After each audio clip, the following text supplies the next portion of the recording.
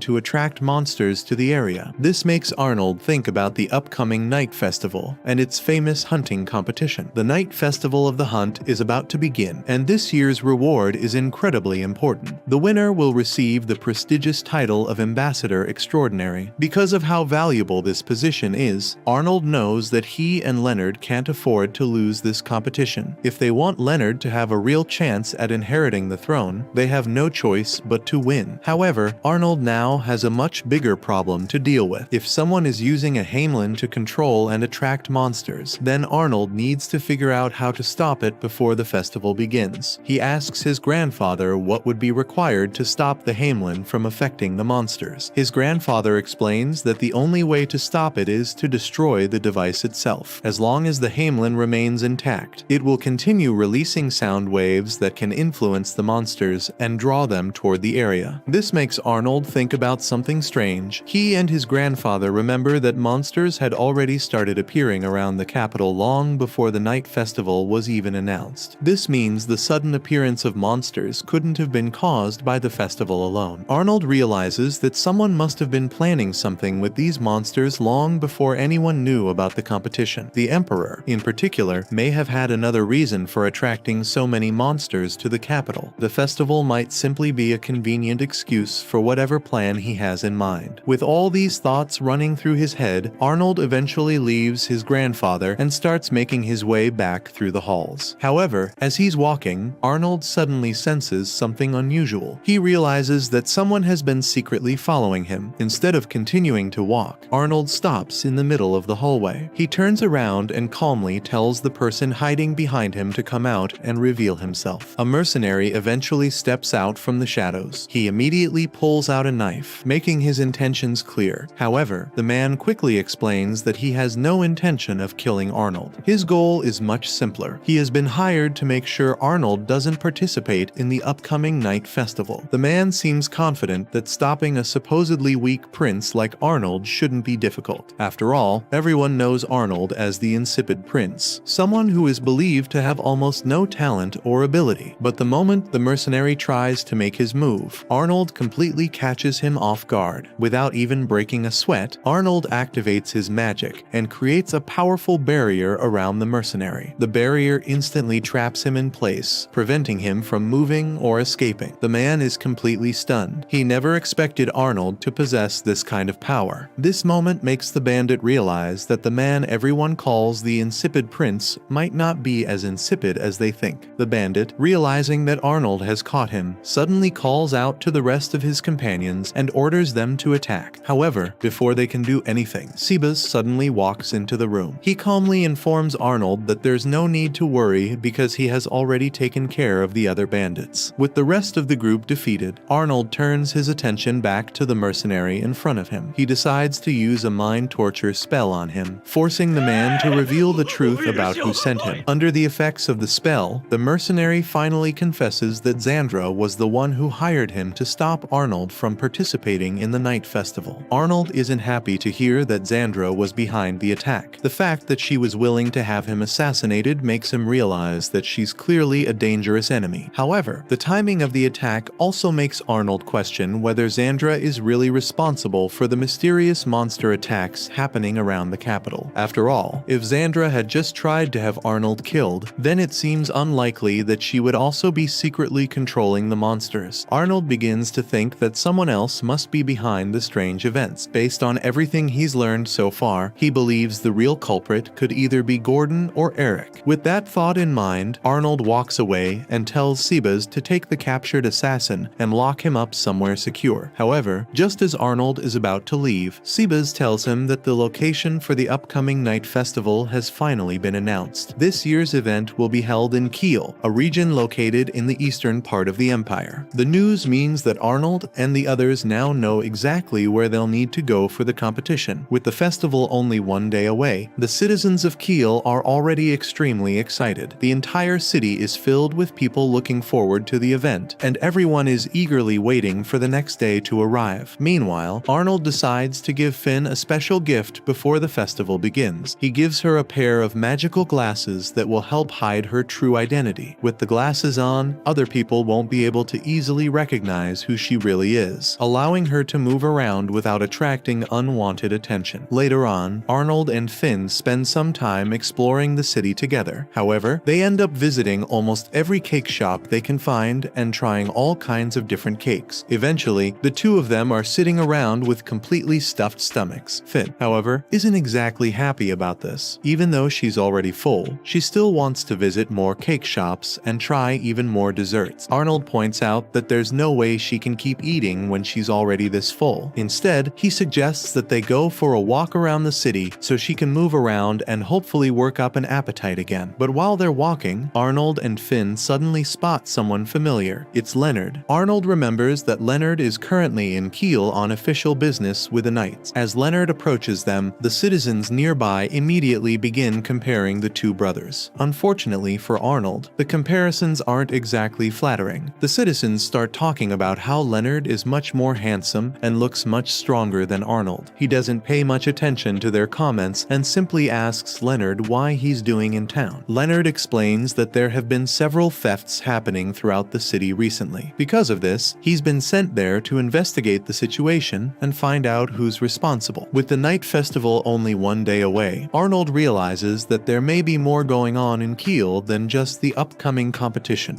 While Arnold and Leonard continue their conversation, a group of white rodents suddenly scurry up into the girls' dresses, causing them to get a little excited. Once the commotion dies down, Leonard identifies them as Blets, so Arnold explains that those were no ordinary rats and that whoever is behind the thefts has been using them as tools to steal. Finn realizes immediately that he's right when she reaches up and notices the expensive hair tie the Emperor gave her is gone. Leonard heads off with Marie, vowing to help track down the missing piece, and Finn apologizes to Arnold for dragging him into the mess. Arnold tells her not to worry about it, admitting that he actually feels less on edge around her than he usually does around most people. The two of them slip into an alley to start searching, though Arnold is less interested in finding the rats themselves and more focused on whoever is giving them their orders. What he can't figure out is how the Blets are being directed to bring stolen goods back to a specific location. He pokes around until he finds a fauna stone, a magic stone capable of storing and replaying sounds at set intervals, and the pieces fall into place. The masterminds have been using the stones as signals to guide the Blets home. With that figured out, Arnold and Finn start tracking down each stone one by one, and the trail leads them steadily westward until one of the Blets appears right in front of them. They follow it quietly until it scales a fence and disappears over the other side. That's the hideout. Arnold disguises himself as Leonard and tips off a group of knights nearby, which conveniently gives gives Leonard another opportunity to look good in front of people. The thieves are rounded up shortly after, and Arnold slips into the cabin in his Leonard disguise to retrieve Finn's hairpiece. The knights on the inside immediately block him, explaining that nothing from the stolen goods can be touched until the investigators arrive. But the moment Finn removes her glasses, they recognize her on the spot and stand aside without another word, letting Arnold place the hairpiece back where it belongs. On his way out, Arnold walks over to the knights and suggests, in the most reasonable tone he can manage, that it would be in everyone's best interest to keep this particular visit quiet. If word got out that something had gone missing in the first place, the consequences would fall squarely on them. The knights agree without much resistance, and Arnold seals the arrangement with a pouch of money for drinks. The two of them walk back toward home, and after a while Finn stops and tells Arnold how genuinely proud she is of everything he's accomplishing. Despite everyone writing him off as the insipid prince, she says she knows exactly how capable he really is. That catches Arnold slightly off guard, and before either of them can say much more, they both notice Elna across the way enthusiastically beating up some citizens who had apparently been fighting in the town square. Arnold takes one look at the situation, decides he wants absolutely no part of it, and quietly steers Finn in the opposite direction, suggesting they go check out the shops they didn't have time to visit earlier. By the time night falls, Finn is well and truly full. The scene then cuts to two hooded figures meeting with one of Arnold's siblings in secret, handing over the Hamelin and explaining that it's a device capable of controlling monsters. They remind him of the arrangement. He's to protect the Emperor from harm, win the Knights' festival hunt, and position himself as the hero of the event, while they receive the reward that was agreed upon in return. When the day of the hunt arrives, all participants are gathered and Franz announces that everyone will be fitted with a magical bracelet, serving two purposes: tracking their location and preventing any fraud. Elna asks what he means by fraud, and Franz clarifies that participants are not permitted to go out of their way to seek out monsters on their own. If anyone strays beyond a 1-kilometer radius from the regiment leader, they're immediately disqualified. Arnold is quietly annoyed when he hears this, since it means slipping away from Elna to find somewhere peaceful to nap is no longer an option. Krista and Rupert won't be participating in the hunt itself, and therefore won't be bound by the distance restriction, running their operations remotely from the lodging instead. Franz tells everyone to go and get ready. On his way out, Krista walks up to Arnold and tells him the people around her have been making her uncomfortable. Arnold asks if she's had another vision of the future, and she confirms it, telling him a large number of monsters are heading toward the town. He gives her a reassuring pat on the head and thanks her for the warning. A short while later, Krista is introduced to Finn, and she already knows exactly who she is since Finn is widely considered the most beautiful girl in the entire nation. Arnold asks Finn to keep Krista company while he's away, but Krista isn't comfortable being left with someone she's only just met. That reservation evaporates the moment Finn offers her a taste of the snacks she's carrying, and within moments Krista has decided they're going to be friends. Later that day, the Emperor addresses the gathered citizens, acknowledging that the recent surge in monster activity is something he takes personal responsibility for, and explaining that the Knights' Festival is his way of making amends. The primary objective is to suppress the heaviest monster concentrations in the eastern regions. With that said, he officially declares the festival open, and the princes and princesses move out. A few hours into the competition, Franz runs a quick assessment of how each unit is performing and updates the Emperor. Most are making modest progress, but one unit has pulled so far ahead of the rest that the Emperor does a double take when he sees whose name is attached to it. It's Arnold's. The scene shifts to Arnold watching with quiet amazement as Elna single-handedly dismantles over 30 rank bloodhounds without breaking much of a sweat. He finds the whole thing genuinely entertaining, mostly because at this pace he might actually get his nap after all. Once the last one goes down, Elna suggests they push on to the next group immediately, but Arnold shuts that down and tells her they should wrap it up for the day. It's only the first day of the festival, and burning themselves out early by going too hard too soon would be a mistake they'd regret by day 3. They spend the night in a nearby town. While Arnold is enjoying a drink, Elna suddenly walks in and suggests they do some training after dinner. The moment Arnold hears the word training, he shrinks back in fear. Elna sits down and says she thought he would finally start taking life more seriously instead of letting everyone make fun of him. But Arnold says he's perfectly happy being known as the Insipid Prince. Hearing people call Arnold the Insipid Prince hurts Elna more than she lets on. She tells him to take the festival seriously because doing well would earn him more respect. She believes Arnold refuses to try because the worse his reputation becomes, the better Leonard's looks. But Arnold insists he's fine the way he is and tells Elna to stay away from him once the festival is over. Arnold explains that someone recently tried to assassinate him. Just having Elna by his side makes him look like a serious candidate for the position of ambassador extraordinary. That also makes him a threat to his brothers and sisters who want the same title. Arnold worries that Elna could also become a target, so he tells her to be careful. Feeling guilty, Elna apologizes because she had no idea she was putting him in danger. Arnold accepts her apology and says he'll actually put some effort into the festival. Hearing that makes Elna smile. On the third day of the festival hunt, Elna is shocked to learn that Prince Carlos is in first place. One of the knights guesses Carlos must have defeated several triple a rank monsters to earn that many points. Elna immediately doubts that. She knows Carlos was with the 7th Regiment, and they are nowhere near strong enough to pull off something like that. Arnold quietly listens to the conversation and realizes Carlos is the one using the Hamelin. Remembering Krista's warning, he concludes that something terrible is about to happen. A moment later, Elna places her ear against the ground and hears a huge stampede. The monsters in the east are all running away because someone has been hunting them down. Everyone wonders where the monsters are heading, but Arnold answers without hesitation. They're heading straight for Kiel. He asks if the soldiers stationed at Kiel can stop the monsters, but Elna says they probably can't. Arnold then asks Elna if she would still go protect Kiel even if it meant giving her life. Elna answers without hesitation. Protecting the Emperor and the people is her duty, and she isn't afraid of dying. The other knights also declare they are ready to risk their lives. Before anyone leaves, Arnold stops them. He says he refuses to send anyone who can't promise they will survive. The knights immediately kneel and swear they will come back alive. Elna says they should leave at once, but Arnold says he would only slow them down. He then strikes his magical tracking bracelet with his sword and breaks it. Pretending it was an accident, he says he'll just head to a bar and relax instead. Elna asks why he destroyed the bracelet when they still had a chance to win the festival. Arnold simply tells her to report to the Emperor that he broke it by accident. He then calls out to every knight and asks them to save the people of Kiel and protect the Emperor. His words fire everyone up, and Elna and the knights swear they will defend Kiel and the Emperor no matter what. The moment the knights leave, Arnold immediately transforms into silver and teleports away to another location. Meanwhile, the Emperor himself is standing at the gates of Kiel, personally leading the defense as he fights to stop the monsters from breaking through. Before long, the situation gets even worse when one of the knights beside him reports that a second wave of monsters is approaching. Not only are more monsters coming, but the report says there are nearly 3,000 of them heading straight for the city. Hearing that number makes the knights tremble with fear. They know just how dangerous another wave like that will be. However, the Emperor refuses to let their spirits fall. He tells every soldier not to lose heart because with the number of troops they currently have, it simply means each soldier only has to deal with one monster. Just then, the Emperor looks up into the sky and notices two young men floating high above the battlefield. Wondering who they are, he asks them to identify themselves. The pair introduce themselves as Sam and Dean. The Emperor immediately recognizes those names because he has heard of them before. They were both banished by their fellow vampires, and the Adventurers Guild even placed an S-rank bounty on their heads. Sam and Dean don't deny any of it. Instead, they admit that everything the Emperor heard is true. Even though all of that happened a very long time ago, they still haven't forgotten the humiliation they suffered back then. The Emperor finds that grudge surprisingly persistent, especially since the Emperor responsible for those events has already been dead for many years. But Sam and Dean couldn't care less. To them, human lives are far too short compared to the lives of vampires. Since they couldn't get revenge on the Emperor who wronged them, they decided to take revenge on his descendants and destroy everything that belongs to his bloodline instead. Without wasting another second, Dean begins gathering a massive ball of energy in his hand. The attack continues growing stronger as he prepares to erase everyone below in a single blast. The Emperor watches the attack coming straight toward him and quietly accepts that this may be the end, but at the very last second, Elna suddenly appears in front of him and blocks the attack with her sword. The Emperor is shocked to see Elna standing there because she was supposed to be looking after Arnold during the festival. He quickly learns that Arnold was the one who ordered her to come and protect Kiel. Hearing that honestly makes the Emperor happy because for the first time, he feels like Arnold is finally beginning to grow into a responsible person. The Emperor also says he's looking forward to seeing how much Elna has improved over the years. Elna confidently replies that he won't be disappointed as she draws the legendary sword of Amsberg. The moment Sam sees the sword, he immediately laughs and mocks both the weapon and its owner. Dean, however, quickly warns Sam not to get careless. The Amsberg family are famous heroes, and none of them should ever be treated like ordinary humans. Sam takes a closer look at Elna and suddenly recognizes her as the knight assigned to protect Arnold, the prince everyone calls the Insipid Prince. The moment Sam insults Arnold, Elna completely loses her patience. She immediately rushes forward, closes the distance in an instant, and delivers a powerful slash that sends Sam flying backward. Dean isn't surprised by what he just witnessed. As the greatest prodigy of the Amsberg family, Elna's strength is exactly what he expected. Without giving her any time to rest, Dean joins the fight, and the two vampires begin attacking her together from different directions. Even while fighting both of them at the same time, Elna manages to hold her ground and refuses to give either of them an opening. Just then, Carlos arrives on horseback with the knights under his command. Determined to protect his father, Carlos charges straight into the battlefield, hoping this battle will finally prove that he deserves to become the next ambassador extraordinary. However, before he can even make a real move, one powerful shadow attack suddenly strikes him and knocks him clean off his horse. Carlos asks Sam what's going on because this wasn't part of the plan they agreed on. But Sam simply laughs and tells him there was never any plan to begin with. The whole time, Carlos was nothing more than a pawn being used for their own goals. Realizing he had been tricked from the very beginning, Carlos is left completely stunned. Before Sam can say anything else, Dean calls out to him and tells him to stay focused because Elna is already charging toward them again. Sam quickly turns his attention back to the battle as Elna closes the distance with another powerful attack. Meanwhile, Silver arrives to meet Prince Leonard and tells him he's there to offer his support. However, he advises Leonard not to head straight to Kiel. Leonard immediately refuses because there are countless people waiting for help there, and he can't just stand by while they're in danger. As far as he's concerned, protecting the people is more important than anything else. Silver says he understands exactly how Leonard feels, but then he suggests another option instead, rather than rushing to Kiel himself. He hints that Leonard should make use of the knights from the neighboring domains. One of the knights immediately objects, pointing out that even if Leonard is a prince, ordering another lord's knights would be overstepping his authority. Silver admits that the idea probably sounds impossible at first. Still, he says his specialty has always been turning impossible things into reality. In the end, the only thing that matters is whether Leonard has the courage to make that decision. After hearing those words, Leonard doesn't hesitate for even a second. He says he's willing to accept every bit of responsibility if it means he can save the people under his protection. He asks Silver how they're actually going to make something like that happen. Silver smiles and says the plan is actually very simple. He'll create a transportation portal, and Leonard will stand in front of it to give a speech. Every knight who comes through will hear his orders, allowing him to guide the confused soldiers and tell them exactly where they need to go. Silver notices the look on Leonard's face and asks if he isn't confident that he can pull this off. Leonard honestly admits that he isn't confident at all. Even so, he's still willing to do everything he can if it means saving more lives. With that settled, Silver opens the transportation portal and tells Leonard and the others to follow him. Leonard steps through the portal and is shocked when he arrives at Kiel in an instant. Before anyone can say another word, Silver casts alertness magic on Leonard, allowing his voice voice to carry across the entire area so everyone nearby can hear him clearly. With everything ready, Leonard begins his speech. He calls upon the knights from every neighboring domain and asks for their help in defending Kiel. He tells them they don't need permission from their lords because he is willing to accept all of the responsibility himself if anyone questions their actions later. A soldier named Hans is the first to step through the portal. He immediately kneels before Leonard and says it is an honor to fight under his command. When Leonard looks behind Hans, he's left speechless. An entire army of soldiers is pouring through the portal one after another. After taking a quick look, he estimates that nearly 3,000 soldiers have answered his call. Leonard sincerely thanks Silver for making all of this possible. However, Silver tells him it's still too early to celebrate. They can save their thanks until after Kiel has been protected. With those final words, Silver falls back through the transportation portal, while Leonard turns to his own knights and orders everyone to prepare for battle. At the same time, Elna is still fighting against Sam and Dean, going back and forth with the vampire brothers. Inside the mansion, Krista becomes worried that even more monsters are going to swarm them. She knows they need to get the Hamelin away from the enemy, but Finn just hugs her and promises that she will be the one to get it. Krista worries about how dangerous that could be, but Finn tells her not to worry because she has always been blessed with incredible luck. Krista is relieved to hear that, and then tells Elna that the Hamelin is going to fall somewhere in the middle of the battlefield. Back on the battlefield, Dean gets ready to blow the Hamelin, but Elna reacts quickly and knocks it out of his hands before he can do anything. At that exact moment, just as Krista predicted, the Hamelin suddenly falls from the sky toward the middle of town. Finn manages to catch it before it hits the ground. She quickly throws it toward Elna, who easily catches it. However, Dean is furious that Finn has interfered with their plans. He immediately fires an energy attack at her. The attack destroys the area around Finn and sends her falling toward the ground. While she is still falling, Dean fires another energy blast directly at her. Finn realizes that she has no way to escape and accepts that she is about to die. But just before the attack can hit her, Silver suddenly appears and saves her. He catches Finn and gently lowers her back to the ground. He then tells her that what she just did was incredibly reckless. Finn apologizes, but Silver also admits that she did a good job getting the Hamelin. After saving her, Silver takes off into the air and introduces himself to Sam and Dean. The vampire brothers are immediately annoyed that Silver has gotten in their way. However, they quickly realize that if they can defeat both Silver and Elna, then they will have a clear path to victory. Elna is not convinced. She points out that Sam and Dean were barely able to handle her on their own, so she doubts the two of them can actually win. Silver then tells Elna to stay out of the fight because he intends to take down both Sam and Dean by himself. However, Elna refuses because she is enjoying the battle and wants to join in on the fun. Dean then reminds Silver that the Emperor is about to fight a very dangerous battle and suggests that Silver should be protecting him instead. Silver calmly responds that his duty is to protect the people, not the nation itself. He explains that protecting the Empire is the responsibility of the knights and nobles. He does not want to interfere with their duties or steal their jobs. Just then, Leonard arrives with an entire army of knights. They have come to intercept the second wave of monsters before they can reach the town. The Emperor and his men are surprised by their arrival, but they quickly prepare to join the fight and support them. Seeing the situation on the battlefield being handled, Silver tells Sam and Dean that they no longer need to worry about the incoming monsters because the knights have taken care of them. Elna then suggests that she take Sam while Silver deals with Dean. Silver agrees to the plan, and the two immediately split up. Elna begins fighting Sam and manages to hold her own against him. However, Silver seems to be having a much harder time against Dean. Dean lands a powerful attack that sends Silver crashing into the ground. Seeing this, Dean becomes more confident. He had expected Silver to be extremely powerful, but now he starts thinking that Silver is not nearly as strong as he originally believed. Meanwhile, Elna starts mocking Silver from the middle of her fight with Sam. She reminds him that Sam and Dean are not actually that strong and even gets the feeling he might be fighting badly on purpose just so he can look impressive later. It turns out Elna was right about Silver holding back. Silver suddenly activates a powerful cleric field that heals every human within a 100-mile radius. Across the battlefield, the soldiers and wounded are shocked when they suddenly notice their injuries closing and their wounds healing. Dean is stunned that Silver was able to maintain such a powerful powerful healing field while fighting them at the same time. Silver admits that this is not the only trick he has left. He then activates his ancient curse barrier technique, which creates powerful curse chains that immediately wrap around both Sam and Dean. The chains completely bind the vampire twins, leaving them unable to move. Back on the battlefield, the soldiers are shocked to see that the curse chains have spread across the area and are also binding the monsters. Thousands of monsters are suddenly trapped by the same chains, completely stopping their advance. Silver then floats towards Sam and Dean and tells them that it is now time for their punishment. The vampire twins can both tell from his expression that the battle is already over for them. However, the curse chains suddenly begin moving toward Elna as well. Silver quickly notices this and dismantles the chains before they can touch her. Elna immediately scolds him and asks why his technique was trying to chain up an ally. Silver calmly explains that he simply dislikes her so much that the chains apparently mistook her for an enemy. After dealing with that problem, Silver turns his attention back to the vampire twins. He reminds them that as vampires, they are not much of a threat without their magical abilities. Since the curse chains are constantly draining their magic, they have effectively become powerless. Silver then asks them if they have any final words. Dean takes the opportunity to ask Silver why he is so determined to kill them. He argues that Silver would be better off treating this like a guild request and simply hunting them as part of an official job. Silver rejects that idea. He explains that as an adventurer, his duty does not depend on whether he is working for the guild or not. He believes he has a responsibility to protect the entire continent from dangerous monsters. Elna then joins the conversation and suggests that they stop wasting time and finish the battle. However, Silver immediately realizes that she is preparing to summon her holy sword. He warns her not to use it because its power could destroy the entire town. Elna assures him that she can control the sword's power and will make sure the damage is limited. She also reminds Silver that as a noble, it is her responsibility to eliminate anything that threatens the Empire. Just then, the third wave of monsters begins approaching the battlefield. Elna summons her holy sword, and Silver tells her that she can have Sam. Silver then prepares to fight Dean and activates his ultimate technique, Infinity Darkness. The Emperor and his troops watch in shock as both Silver and Elna prepare their devastating attacks. The sheer amount of power they are releasing is enough to make the Emperor realize that the battlefield is no longer safe. He immediately orders everyone to retreat. Silver and Elna unleash their attacks at the same time. Their combined power completely wipes out the remaining enemies in a single devastating blast. After everything is over, the Emperor approaches Silver and thanks him for his help. He praises Silver for everything he did to protect the Empire and its people. Silver is preparing to leave when Elna suddenly calls him back. She sincerely thanks him for everything he has done, especially for saving Finn when she was falling to her death. Elna explains that Finn is very important to Arnold, making Silver understand why her rescue mattered so much. Silver refers to Arnold as the Insipid Prince. Elna immediately becomes angry and places her holy sword against Silver's throat. She warns him never to speak about Arnold that way again. Silver quickly apologizes, and Elna lowers her sword. Silver then leaves by stepping through his transit portal. 3 days later, the Emperor sits in front of all his children with Franz standing beside him. Franz explains that Prince Carlos woke up that morning and confessed his connection to Sam and Dean. He reveals that Carlos had been using the Hamelin to control monsters because he wanted to gain an advantage during the festival hunt and come out on top. The other royals call Carlos an idiot for ever thinking that plan was a good idea. However, they begin wondering whether the entire incident was really Carlos's plan from the beginning. The Emperor explains that Carlos was manipulated by the vampires, but that does not completely excuse him. Even if he was being controlled, he still put the entire empire in danger simply because he wanted to profit from the festival hunt. The Emperor makes it clear that this is something that cannot simply be ignored. However, Eric suddenly kneels before the Emperor and asks him to forgive Carlos. Gordon and Xandra also agree with him. They admit that what Carlos did was incredibly foolish, but he is still their brother, and they do not want to see him completely destroyed because of his mistake. The Emperor asks Leonard what he thinks about the situation, and Leonard steps forward and says that Carlos cannot simply go unpunished for an act like that, leaving everyone shocked. Leonard then tells the Emperor not to be biased just because Carlos is his son. He explains that punishing his own son would also show the people people that the emperor is truly fair and willing to enforce the rules, even against his own family. The emperor starts to suspect that this idea came from Arnold, but Arnold quickly denies having anything to do with it. The emperor then makes his judgment. He decides to spare Carlos, but makes it clear that he is not going to ignore Leonard's actions. He asks Leonard to step forward, and after Leonard gets down on one knee, the emperor presents him with a massive sword and officially announces him as the winner of the Night Hunt Festival.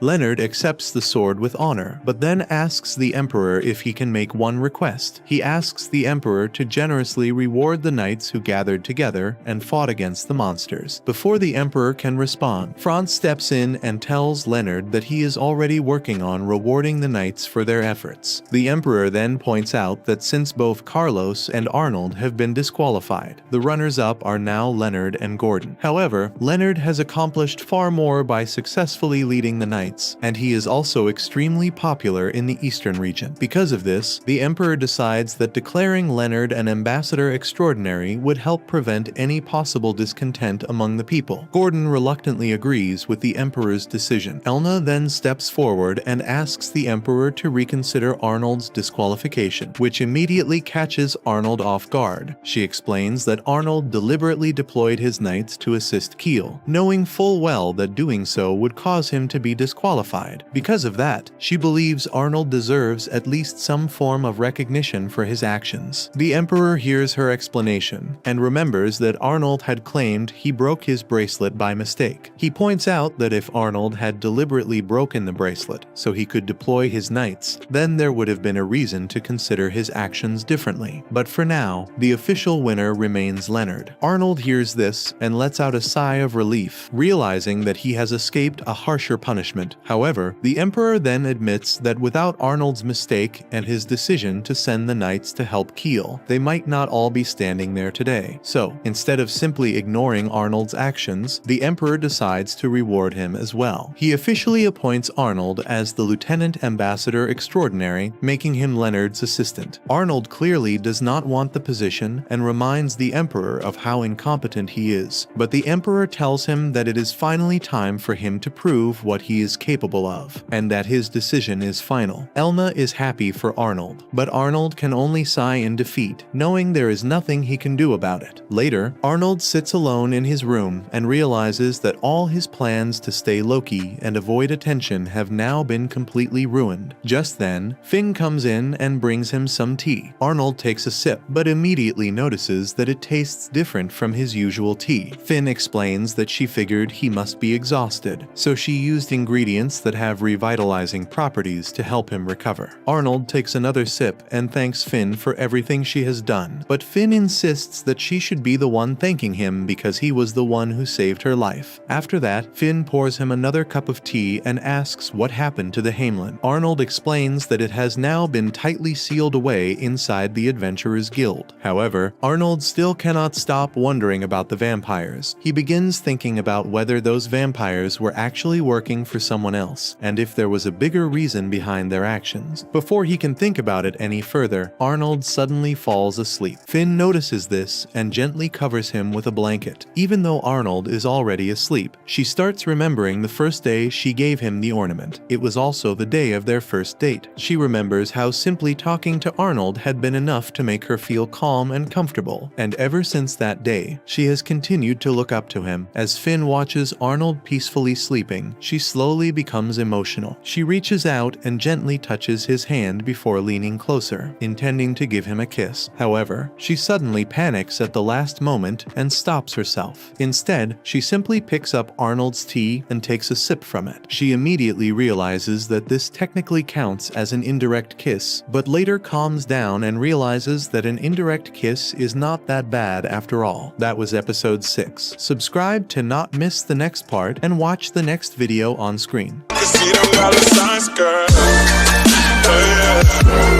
I heard that you